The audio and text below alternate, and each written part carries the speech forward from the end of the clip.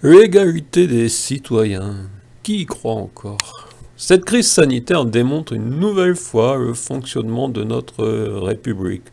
Les notables d'abord. Que ce soit dans la possibilité d'un test de dépistage du coronavirus ou dans l'accès à la chloroquine. Sur ce dernier point, DJ Raoul essaie bien de frapper du poing sur la table désinstallée, mais ils sont nombreux à essayer de le décrédibiliser. Déjà, les tests de dépistage du coronavirus ne semblent pas réalisés systématiquement aux patients qui présentent des symptômes évocateurs de cette infection. Le personnel médical ne semble même pas prioritaire, si l'état de la médecine française nécessite des prioritaires. La guérison de Christian Estrosi et son épouse a entraîné la question de l'accès à la chloroquine, substance qui semble avoir guéri. Mais, comme dans de nombreuses maladies, détecter le plus tôt possible semble essentiel.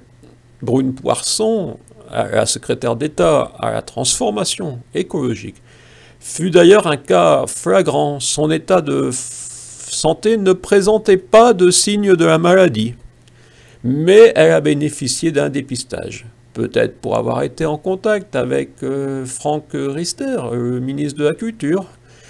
Dès janvier, je notais qu'en n'ayant pas contrôlé à leur arrivée les 3 premiers cas français de la maladie, du coronavirus, avaient eu le temps de contaminer leurs proches. Alors, qui bénéficie des dépistages?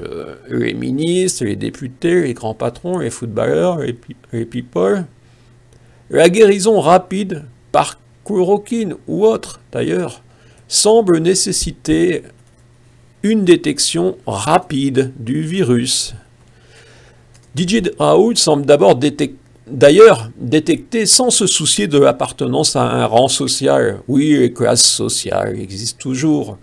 Le terme rang est moins connoté et rend bien la notion de hiérarchie. Il y a la France d'en haut et celle d'en bas.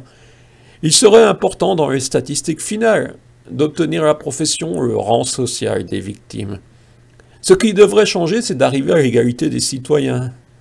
Monsieur le Président, votre grande mission durant cette période me semble être que chacun puisse croire en l'égalité républicaine et à la capacité des élus à gérer les priorités nationales et locales plutôt que la prospérité des lobbies.